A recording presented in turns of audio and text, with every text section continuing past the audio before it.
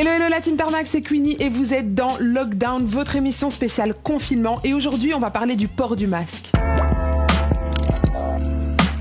Alors dites-moi, vous êtes plutôt chirurgical ou fantaisie? Moi, j'ai fait mon choix. Et ça, c'est un look des jours super sympa. Alors c'est parti, le déconfinement a commencé. On y va, c'est parti. Alors je sais que ça va être compliqué de retenir toutes les mesures qui ont été mises en place, mais s'il y a une chose à retenir, c'est que le port du masque, il va être obligatoire dans les lieux publics comme le métro par exemple. Alors je sais pas vous, mais j'ai grave l'impression que le masque est devenu le nouvel accessoire tendance du moment. Du coup, je pense qu'on oublie parfois que si on le met n'importe comment, eh ben, il peut devenir dangereux.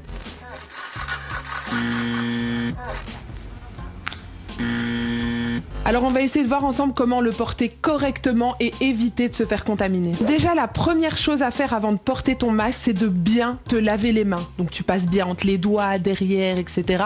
pour éviter de contaminer ton masque. Ensuite, tu prends ton masque avec tes mains bien propres et bien décontaminées par les élastiques. La première étape va être de voir si ton masque est dans le bon sens.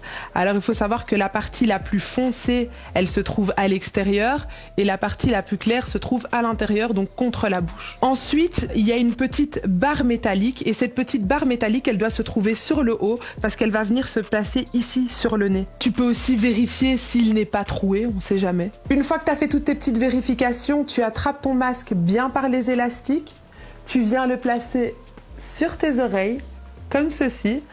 Ensuite, tu ajustes le masque et tu viens appuyer l'arête métallique sur ton nez pour éviter qu'il y ait des trous d'air.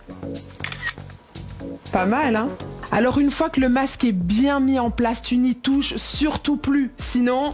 Les microbes! Donc en gros, tu ne descends pas ton masque pour parler à un pote dans la rue du style « Hé Marco !» Ah oui, petit rappel juste comme ça, au cas où, le masque, ben, c'est pas un collier. Donc le porter sur le menton comme ça, ben, c'est... Coronavirus! Coronavirus! Et là vous allez me dire « Et comment je fais si j'ai soif et que je veux boire un coup ?» Il me faut de l'eau! De l'eau! Eh ben je vais te donner la petite astuce. Attendez, je remets mon masque. J'ai soif.